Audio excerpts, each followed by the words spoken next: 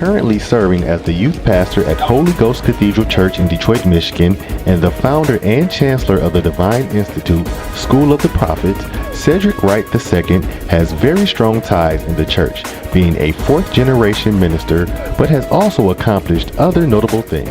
Cedric Wright II is the founder of Green Cow Public Relations Group based in Detroit, Michigan. Wright works closely with entertainment, consumer, and lifestyle clients to develop and execute strategic public relations campaigns. His instinctive skills in public relations have landed him in positions working for a member of the United States House of Representatives as a congressional liaison and scheduler. This position, along with his work on several successful political campaigns and fundraising efforts, helped him found the Green Cow Public Relations Group.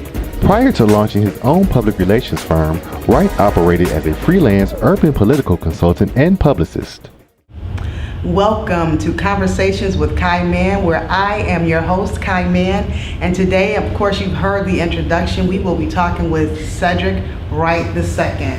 I'm so glad to have you here. Thank you for inviting me, Kai. You are so welcome. Well, in the introduction, it gives your bio. Okay. But I don't want people just to know who the traditional Cedric Wright is. I want them to know who you are at your core. So tell us who you are at your core. I like to say I'm Cedric. I think that I'm something totally different, something that no one's ever seen before. Mm-hmm. I think that I am one of the people who are here to help set the parameters for the future for children yet unborn, is what I always say. I say that my goal is to help foster leaders and develop them for children yet unborn, so that way the world can be the way I envision it in Cedric's world. Right. You know? And so what is that? What does it look like in Cedric's world? Cedric's world is a place where there's no limits on people, on what they can be, what they can do. And it's a place of love, divine love, love that has no conditions, love that just exists because it is love, and it loves on purpose, and it loves everybody, and it doesn't,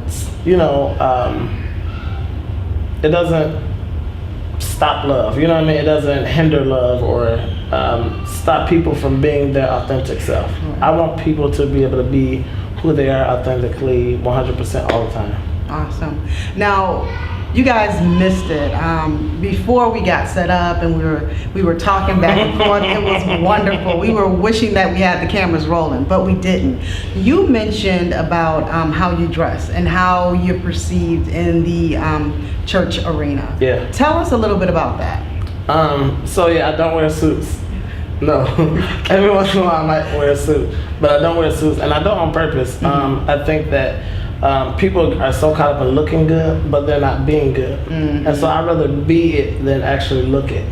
You know, Jesus didn't look like he was the God of the world. You know, he didn't wear all gold and had like lights behind him shining. Right. He didn't have that. Right. He looked like ordinary people. He hung out with 12 young guys. The oldest one was approximately 23 years old. They were from 19 and 23 years old. And he hung with them, and he had a good time. And people were able to discern who he was because of what he exuded, not what he had on. Right. So I don't want to do the same thing, and yeah, I refuse to. But I get in trouble all the time for wearing your church clothes. And, yeah. Yeah. Well, you know what? When I think of you, I've had the pleasure of watching you for about a year and a half, and I told you that before. I was introduced to you by a friend of mine, Kelly Green, and Kelly, basically was telling me who you are and what you do, and he knows me. I'm the type of person, I'll sit in the back and I just kind of watch you and see who you are.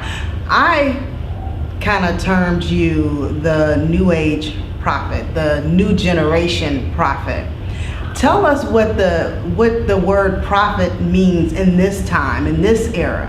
Oh, good. Okay, so I think in this era, the prophet and the prophetic is actually going to come to its true sense. I think our objective isn't to prophesy to people to make them feel good, tell them they're going to get a new house or car, but I believe that the prophetic is actually representing the word of God in the earth realm. We are the divine legislation walking around the earth. And then the other role for a prophet, Hosea chapter 12 verse 13 says that when you meet a God-sent prophet, your real identity is revealed. I think it's my job to help people find their true identity and to be it. People come to me all the time and say, "Prophet, can you help me find out who I am?" And I say, you don't need to know or find yourself. You need to be yourself, and that's the problem you're having. You're frustrated with who you are. And so if you don't like who you are, you can always revamp and change it. It's just a matter of a decision. So tell us how prophecy or being a prophet kind of goes hand in hand with PR and... Oh, good. Okay. Okay, check this out. Okay. Bible study, you probably never looked at it this way. The prophet Samuel had got a message from the Lord that the people wanted a king. And so the Lord started to talk to Samuel about this guy named Saul. He says, tomorrow about this time you're going to meet this guy and this is what you're going to do for him. But Saul had a problem with his business, his family business. He had lost all his dad's donkeys and they were lost somewhere and he couldn't find it.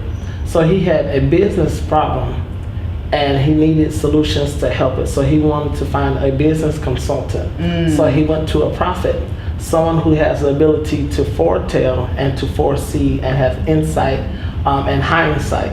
And so he went to the prophet and said, "Hey, help me with my daddy's business. Where are the donkeys?"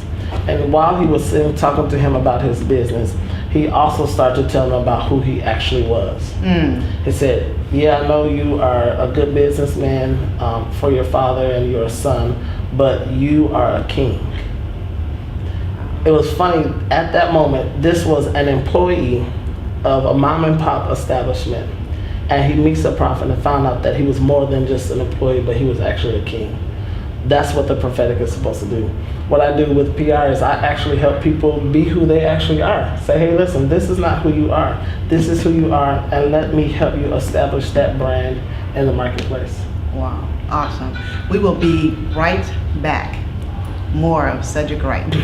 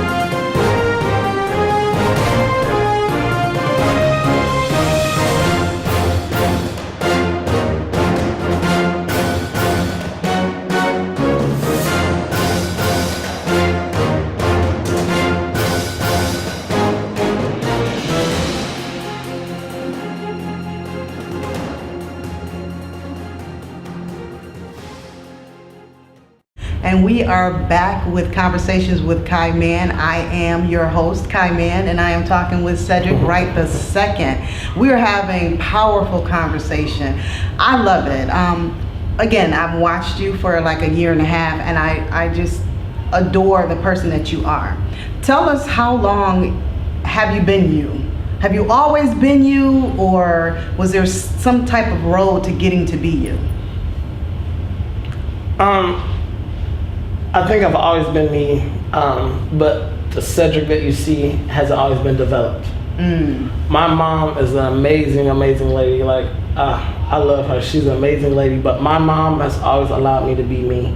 She allowed me to try things, test things. My mom used to always say this to me. She said, because you try something or experience something, that does not identify who you are. So I've never been one to identify myself by my proclivities or my mistakes or my failures. I never looked at those things as me. So I think when I was about 25-ish, something kind of ding in me, and I was like, it's okay for me to do great things. And it's okay for me to do what's in my heart to do. And I remember quitting a job that I liked a lot, but I knew that like the world needed me to do something else. My mom used to say, Cedric, the world needs you to be you. That's why the world brought you here. Wow. And so, yeah. So has she been like your lifeline? I'm gonna call her my life coach or my life catalyst versus the line, because she's always kind of allowed me to know that God has been the reason, you know, and she does what church people should do. She didn't make me be connected to her to have life. Wow. You know, a lot of people connect people to the pulpit instead of connecting them to God themselves. And they can connect themselves. Like, it reminds me of, what's that movie with those little blue creatures? It's a movie with those little blue, like, alien creatures. I have no idea. Avatar. Yes, Avatar. And you know how they can, like, they connect with each other. And what's weird is that when they connect with their animals or whatever, that's how they can ride them, and that's how they would connect with each other. And like my mom kind of helped me, teach me how to like to connect with God that way. I believe this: anybody who has a hard time having a relationship with God is because they have a hard time having a relationship with themselves. The relationship with yourself is always going to reflect with your relationship with God. Wow, that's so deep. Now let me ask you this. Now you said that it was almost, I guess, like a light turned on when you were 23. 25. How do people get to that space? How do they get to the light? Because I know so many people are really like searching for themselves and wanting to be their authentic selves. What is it that they can do or try, or what is it that we need to do in order to... Just like we would any other time. Why do we need a light? Because it's so dark. Sometimes people find themselves in the darkest places of their lives. When you get tired of being in the dark, you'll look for the light switch. You'll start saying, there has to be more to life. There has to be another way. There has to be more. I know my existence isn't for me to go and punch this clock every single day, to go to church every Sunday and nothing changes on me. It has to be more. And so what has to happen is you have to be brave enough to ask the question, is there more? Is this who I am? Is this why I am? What am I supposed to do? Am I responsible for what's going on in my life? When you ask those questions, you begin to find a switch. And I believe that when a student is ready, the teacher appears, and God will bring somebody into your life that will help you, direct you, and say, hey baby, this is where the light is. Wow. That's what I believe. Wow. That's amazing. I think that right now in this particular time, as you are dealing with people, and what do you see some of society's struggles are? I mean, I think one is that I like to call it synthetic thinking.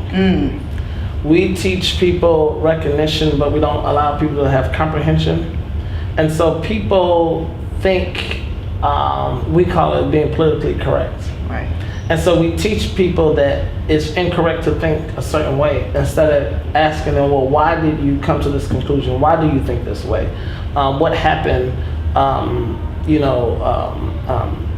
What happened to you? Is this an unfinished thought? Is an unfinished emotion. So synthetic thinking is the sad thing I see right now. But when people who are actual thoughts or thought leaders and actual thinkers, when they come, we're looked at as weird. Because we're thinking about things and we're saying things that they're thinking, but they're afraid to think it. Right. Right. That's true. That's true. So I think that's the only real thing, is just synthetic thinking is one of the things I see in society that needs to kind of change. But the only way that's going to change is if we help people feel free enough to think.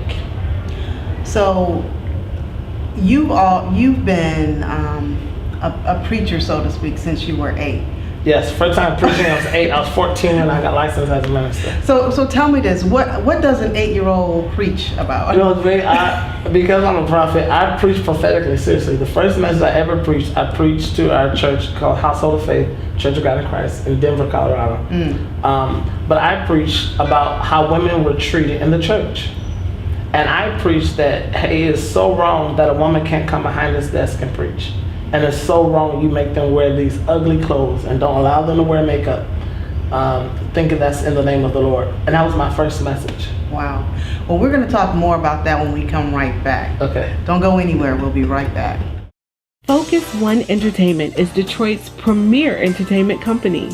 But we're not just an entertainment company. We are your #1 multimedia resource.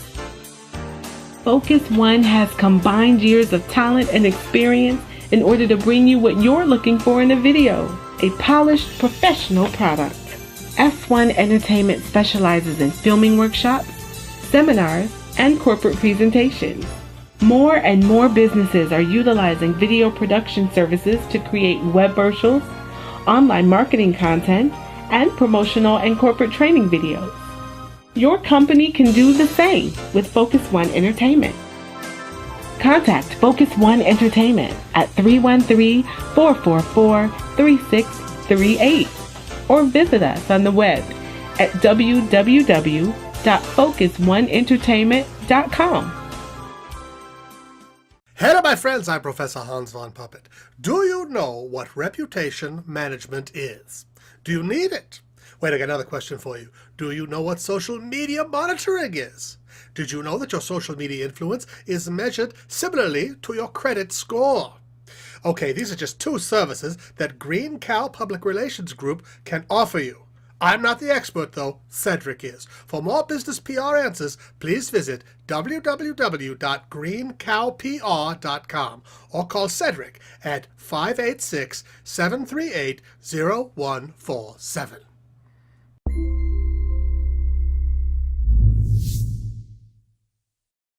And we are back. This is Conversations with Kai Mann. We are here at the historical Roberts Hotel. There's a wedding going on downstairs. But listen, I'm so excited to be sitting here, and I'm talking with Cedric Wright. Before we went to break, we were talking about your first, at 8 years old, guys. At 8 years old, you were preaching a sermon about women and them not being able to be behind the pulpit. At 8 years old. Yeah. So tell us how that came into your mind at 8 years old. That you knew that was like not right. It wasn't cool. Well, okay, so I always have this thing that I've always known God. Mm-hmm. So there was never a time in my life that I didn't know God. So I knew him before that one time I walked in front of the church and got saved. Mm-hmm. Like, I've always known him. And so I've always knew my mom was supposed to be a preacher. And I knew my grandmother was supposed to preach. And so when they did preach, they would pull out this small little desk thing in front of the big pulpit and make them preach there. Mm. And it would confuse me, like, well, why aren't they up there if they're going to preach? And they say, women don't preach, they teach. Mm. And I would say, well, why? And so I looked at the story about Mary, Jesus' mother, and that when Jesus was on the cross, before he went into his last sayings, he spoke to his disciple John, and he said, John, behold thy mother, and then John, behold thy mother, and mother, behold thy son. That the woman, the mother, the role of the man with the womb was so important to him that when he left, he never said what to do with Joseph. We never even heard anything about Joseph. But what he was concerned about was who was going to take care of the mother. And so to me, as a kid reading that story, it was huge to me because I said, well, why aren't we treating our mothers the same way Christ treated his mother? And we call these women mothers of the church, but yet we're treating them like second-class citizens. No, it was the disciples' command from Jesus Christ himself to take care of the mother and for the mother to behold her son. And so, yeah, I preached that, and told that story, and I preached about how that's wrong. That you make them look ugly. You don't let them put makeup on. Let them feel beautiful. Let them be women, and allow them to do it in ministry. You know what I mean? I think our true existence is worship. When I'm Cedric, it's worshiping God. Ooh, say that one more time. No, use my deep voice. But yeah, so I mean, yeah, that was my first time preaching. Wow. So you've always known that you were supposed to preach. You've always known that your mother and your grandmother were supposed to preach. How has being a preacher like served itself in your life? I will say, because I was licensed to preach so early, it saved me. That piece of paper saved me a lot. So when I would go and do my youthful life and things, I always knew in the back of my mind that I was supposed to be reserved for the use of God. So I had to learn how to be available to God at all times. So it stopped me from doing a whole bunch of things I wanted to do, because I said, well, I can't do that just in case God wants to use me. And I never want to discredit God, so that way people can accept, whatever it was that I need to give them. And as I've grown, as I developed, I realized that there's nothing I can do to disqualify me from His use. Because if God is God, and He lives outside of time, that when He thought His first thought, He thought all thoughts, and I was included in that thought, that He knew exactly who I was. And so I would actually be doing Him a disservice if I wasn't being me and being true to who I am. And so I tell people, you may see me anywhere. You might see me at a huge party. You might see me vacationing somewhere. You don't know where you might see me, but whenever you see me, I'm going to be authentic to who I am. I'm still going to be Cedric. I'm still going to, if the Lord gives me something to tell you, I'm still going to prophesy. I'm always going to be Cedric. I remember being a teenager, I was at a bar.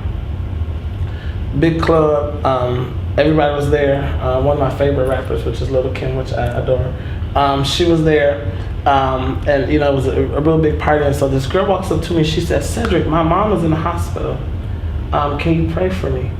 And I had been drinking and things, so I just said, "No, I can't pray for you right now. I'll pray for you tomorrow. Just call me." And she said, "I need you to pray now." And I grabbed her hand and I began to pray for her right there in the middle of that bar. And I mean, she was so moved. Tears began to come in her eyes, and we began to pray for her mom. I turned to let her go, and the security guy walks up to me and said, "I knew you was a preacher. I knew it." He said, "Bro, can you pray for me?" And I began to pray for him. I ended up praying for another person. So now there's a little line inside of this bar, and I'm praying for the people. And I walked out, and I was so upset with God. And I said, "I cannot believe you did that. I can't even have a normal life. I'm in here praying for people." And at that moment, I realized that what people thought ministry was and the way it was supposed to look, it wasn't. What it means to be a minister is always being available to be used by the master. Wow. And so, I've learned to do that, and that's what I do. So wherever you see me, if you need something, Shonda, what do you do? That's that. All right. Well, before we go to our next break, I want you to tell us what it looks like to be faithful to God. We'll break it down into a 24-hour day. Okay. To me, to be faithful to God literally just means being available and making sure I keep our relationship fresh and hot. The Bible has this analogy that you either be hot or cold, but if you're lukewarm, He'll spit you out. I hate lukewarm. I don't like people who I can't tell if you really like me or not. You need to let me know. I don't like friends from a distance. If we're friends, let's be friends. And so what I do is there's things I do to keep our relationship hot. So I pray. I probably spend about an hour in prayer a day. I read constantly, so between Facebook posts, I'm reading the Bible, and I read other books besides just the Bible. I make sure my relationship with God is always hot, make sure it's always fresh, make sure I always hear the next word from God. I don't know Okay, there's a story about Abraham and Isaac. You know the story of Abraham and Isaac? Abraham got a promise that he was going to get a son in his old age. Mm-hmm. God gave him Isaac. And then this thing happens and God tells him to sacrifice his son. Mm-hmm. So God told him to sacrifice his son. So by the time they get up to the top of the mountain, God changed his mind and told him, don't sacrifice your son, but there's a ram in the bush. Well, what I get from that story is, what God said at this level isn't the same thing that God is saying at this level. Mm-hmm. And if you do what God said at this level, you'll kill your promise. Ooh, that was good. Did you get that? That was real good. Made me sure. And so it's important to always have a new revelation of God. Always know what God is saying now. It's not good enough to know what he said then. This is what Jesus said. Jesus said, man can't live by bread alone, which bread stands for doctrine, which is what he did say. He said, but by every word that proceedeth out of the mouth of God. Proceeding means it's constant, it's new, it's something fresh. So I believe that's what I do every day. So that's how I stay faithful to God. I'm always keeping that relationship hot, keeping it fresh, seeing what he's saying for me now. Wow. God, what you want me to wear today? Oh. So you can use me. Okay. That's what I do. Awesome. Well, we're going to take another break and we will be back with Cedric Wright II. This is Conversations with Kai Mann, and I am Kai Mann. See you in a bit. The Get Naked movement is about keeping it real by addressing those issues we want to keep on the hush, but it's necessary to talk about in order for us to heal. So, join the movement. #Get Naked.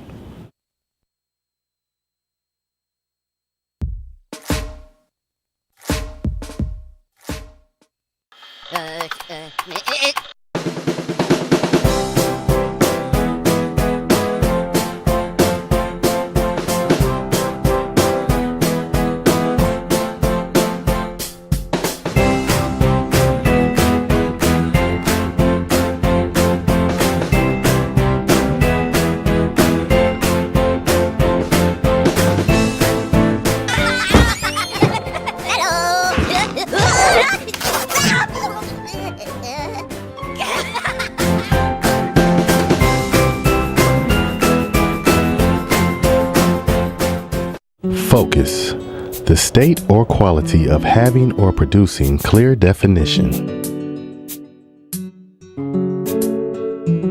Focus One Entertainment is the premier videography company in the Midwest. We specialize in weddings, corporate events, documentaries, sporting events, and films. Regardless of the scope or budget, we approach every project the same way, by capturing and clearly defining your vision.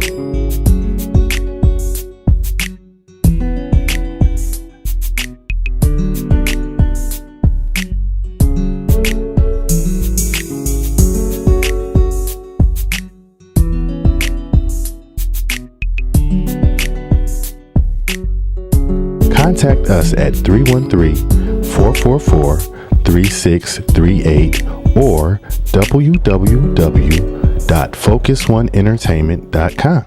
And we are back with Conversations with Kai Mann, and I am your host, Kai Mann, and I am sitting here talking with Cedric Wright II. Oh my goodness, you guys, the breaks are like, they are amazing. So what I'm gonna do, because, oh my God, Cedric he just broke down now and living in the moment in such a way that I've never heard it broken down before. So can you break it down one more time? Yeah, I was saying that, okay, the only time zone that we're supposed to live in is now. But God is so awesome that nothing is ever missing from now. God always provides for the moment everything it needs. So if you're ever in a moment, it's because God needed you in the moment. And so if you think about this exact moment, nothing is missing from now. I asked this to a lady one time and I said, nothing's ever missing from now. She said, well, I need my rent pass. Do it need to be paid today? She said, no. I said, that's not now. And I said, what you're doing, you're illegally living in a time zone that you're not supposed to. That's why you have anxiety. She was like, oh. And so what I've learned to do is I learned to embrace now and take in everything that now is, because that's where God lives. God only lives in now. God doesn't live in any other time zone. That's why when we pray, if you're praying for a car or for healing or something, and you say, I'm believing God for healing and I'm believing God for a car. If you're believing him for it, that means it's in your future. And so what's in the future is illegal for the future time zone to be in your now time zone. So you don't believe for, you believe from. So that's the prayer of faith. So we have to pray, God, heal my body, and then thank you for healing my body. You have to believe that healing is going to show up in your now, because that's the only time that it can show up. Wow. That's when you see miracles happen, and you see things that define time and gravity, or define what we call the time-space continuum. You see things break in there. How? It's because we found out that the divine lives in now, and we've opened up our now and made our now available to him right now. That's why the Bible says that now faith is the substance of things hoped for and the evidence of things not seen. Wow. Isn't that good? That's so good. That is so good. You are amazing in everything that we have talked about today. I believe that you are someone who we're going to need, like not in the future, but right now. Who we need, like right now. And I know that you're doing your thing all over the world. Where is it that you believe that you're supposed to be in this particular moment, besides here? I think I'm where I'm supposed to be. I think that I've made myself available to people, and I've made myself available to people who I believe are the next greatest everything. I remember 2009, God told me, he said, I'm going to connect you to the next greatest everything. Wow. And I did not know how he was going to do it, but he's doing it. I believe that I'm going to be one to help the next time changers, the game changers, that I'm going to be their support. I'm going to be the one to help you go to the place you're supposed to go. And I'm going to help the leaders. I believe that's what I'm called to do. And what's interesting is that the reason why some folks haven't heard of me is the same reason why they didn't hear of King David. I've been on the backside of a mountain, taking care of sheep, and I've been fighting lions and bears. And I've learned the technique while fighting lions and bears. No man can ever kill a lion or kill a bear on one-on-one contact or combat. The only way you're going to be able to kill them is from a distance. So I've learned how to position myself. I've developed vision enough where I can see an enemy from a distance. And so I can look at you, I can tell you where your enemy is. I've learned a technique that can kill your enemy from a distance, whether it's a bear, a lion, or a Goliath. That's who I am. That's what I am to the world. I'm going to be the one to help the leaders. I'm going to be the one that presidents are going to call one day and say, Cedric, this nation is going crazy, what do we do? I say, hey, I wrote a book on it here. I was slide to them, but that's who I want to be. I want to be the one who's actually setting the stage for the future. That's what I want to be. I don't want to be in the present chaos, and I don't want to try to fix that. I want to be proactive and fix the chaos which I see from a distance. That's wonderful. That is wonderful.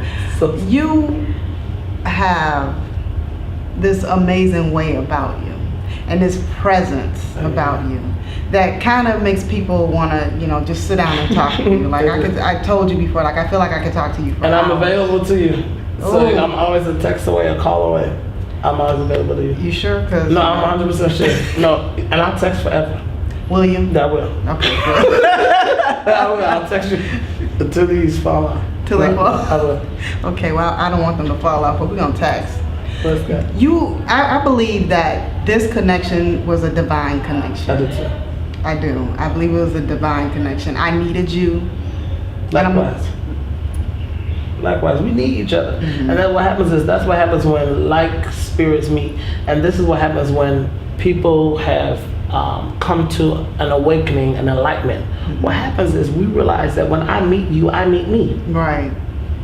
When I have a problem with someone, it's not them, but it's because they're a reflection of who I am. Very much so. Very much so. This is the same thing with God. When we meet God for real, and when we get saved for real is what I call it. When we meet him for real, we'll find out that the same makings that God is, we are. That's scary stuff. People don't like me to say stuff like that. Right. But it's the truth.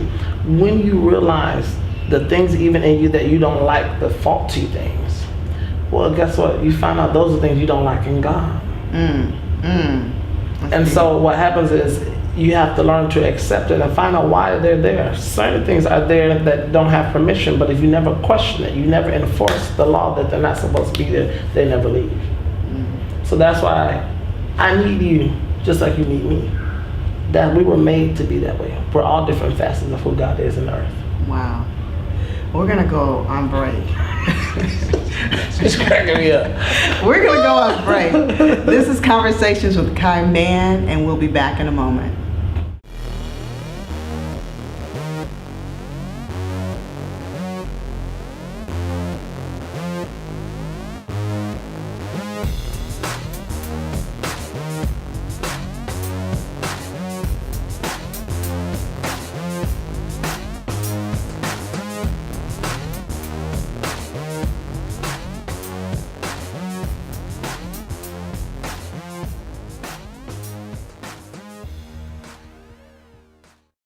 Focus One Entertainment is Detroit's premier entertainment company. But we're not just an entertainment company. We are your #1 multimedia resource.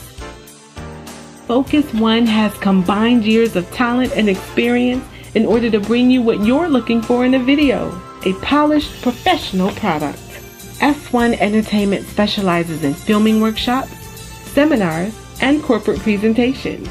More and more businesses are utilizing video production services to create web commercials, online marketing content, and promotional and corporate training videos. Your company can do the same with Focus One Entertainment. Contact Focus One Entertainment at 313-444-3638 or visit us on the web at www.focusoneentertainment.com. Hello, my friends. I'm Professor Hans von Puppet. Do you know what reputation management is? Do you need it? Wait, I got another question for you. Do you know what social media monitoring is? Did you know that your social media influence is measured similarly to your credit score? Okay, these are just two services that Green Cow Public Relations Group can offer you. I'm not the expert, though. Cedric is. For more business PR answers, please visit www.greencowpr.com or call Cedric at 586-738-0147.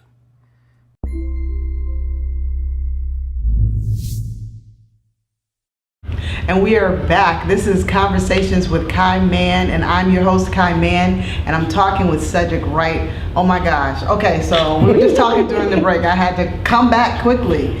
We were talking during the break. I asked you, with everything that you do, how is it that you keep everything together, or do you? Well, my bishop forced this into my head, and she says, organization is God's plan to simplify life. And so I organize things. I plan phone calls, I plan visits, whatever I do. My social life is very planned out. So I don't do anything accidental. Everything I do intentionally. And so that's the reason why it's impactful. It's only, you have to intend to make impact. Impacts don't happen accidentally. Great moments don't happen accidentally. People aren't great on accident. It's purposeful, it's intentional, and that's how I do it. So tell us, and the viewers, tell us how you can be more organized, be more impactful, and more intentional. Because people, they want to be those things, but they don't really know what the steps are to be more impactful, intentional. Well, the first thing, organized. First, be honest. First thing, you have to be honest that you need order. Right. That you need organization. And then the second thing, you have to decide what is it that you want to impact. How do you want people to respond when they meet you? How do you want the lunch date to outcome to be? How do you want the party to be? That phone call that you have to make, that you're gonna have to make, what is the end result that you want? Based on that, that's how I prioritize everything. I use something I call a priority sequence. And so depending on how urgent it is, I set in those orders, and based on what I want to come out of what. I do my best work at night. So if I have a very serious business decision I need to make, I'll do it like a 9 p.m. conference call. Because that's when I learn Cedric, and that's when I do my best thinking, my best strategizing. I'm not a morning person. So the only thing I'm doing in the morning is a little prayer, a little reading. And so, when I first start my day, I don't like really tough things. So I do all my leisure things, usually early afternoon, early morning, stuff like that. And I usually start my heavy stuff towards the end of the day. So that's how I do it. Okay. Tell us some of the things that you have had to deal with in being Cedric and being a prophet, being a preacher, being a PR person, all these things that you are. What are some of the difficulties or some of the difficulties or some of the things that you've had to experience that may not have been positive? There was a very brief moment in my life that I didn't like me. I didn't like I hate my voice. I hate my voice. Which I honestly think that it was there so that way I wouldn't realize how powerful my words are going to be one day. I didn't like that I was dark skinned. You want to hear a very funny story? Go ahead. When I was in preschool, I come home from school about a weekend, and I come home crying. And my mom and dad was like, what's going on? What's going on? And I said, why didn't you guys tell me I was black? I didn't know I was black. My mom goes, well, what did you think? I don't know. I didn't know I was black. And, I remember me being dark skinned with this thing that, bothered me. I thought I was fat for a really long time. And, I had identity issue things. But what I realized is that the reason why my identity was attacked the way it was attacked wasn't so that way I could be insecure about it, but so that way I can be secure and realize those were going to be the things that make me stand out. I realized that everything that I was actually concerned about and the things that made me feel insecure, those were actually my strengths. So, when I used to work for the United States House of Representatives. People knew me as, oh yeah, that's the black guy from Michigan. But it caused them to remember who I was. And so, and then next time, well, what is the black guy's name? His name is Cedric. They wouldn't remember everyone else, but they remembered me because of what I thought was something wrong. And so I've learned to kind of turn those things into my strengths. I embrace them. I love them. I made myself love them, and I do, praise God. But those things I did when I didn't like what was going on in my world. I either changed it or I embraced it. But I never let it just hang there and taunt me. Wow. I confront everything. I believe anything you don't confront today will live to taunt you tomorrow or hunt you tomorrow. And so hey, Cedric, you don't like this? Okay, why? What happened? What makes you not like this? What makes you feel this? What makes you, and I ask myself those questions, the tough questions. Well, I'm going to ask you one last question. Okay. Let's say that you die suddenly. Doesn't happen. Please no. Let's say you die suddenly, and your mother or a friend or a family member has to clean your apartment, and they have to get all of your belongings together. Who would they say that you are? They would say, look at Cedric. That's all they would say. Everything about me, everything that's attached to me is just like me. You don't know what you might find. I mean, you'll find stuff from everywhere. You'll find tons of books. I read about 2-3 books a month. You'll find tons of music. I love music. Music, to me, I call it the soundtrack of my life. So wherever I'm at in my life, I find a soundtrack to match it. Wherever I want to go in life, I find a soundtrack to match it. They'll find things that are weird and quirky like me. I'm weird. I'm different. I love it. They'll probably find a few toys. I like still. It's weird. Like I find a cute little toy. I'm like, I like this, and my intention is to give it to a kid, but then I kind of like it more, and I'll keep it. They'll find stuff like that. But they'll find things. They'll probably find notes of prayers. I meet people one time, and they ask me to pray for them, and I do, and I write it down what they ask me, and I pray for it until I feel that it's been done. They'll find. It's like a carnival. They'll find all kinds of things. Well, we have been talking with Cedric Wright today, and he has been amazing. I thank you so much for coming on the show and having this bonding conversation. It's been amazing. Thank you. Thank you. Thank you so much. Thank you for having me. You're welcome. Is there any last words that you would like to give our viewers? I would just say, don't be afraid to be yourself, and love all of you. Figure out a way, find a way, make it happen. Love all of who you are. And I love you. Even if I haven't met you, I love you. I do. Conversations with Kai Mann. Don't forget, check us out next Wednesday. Good night.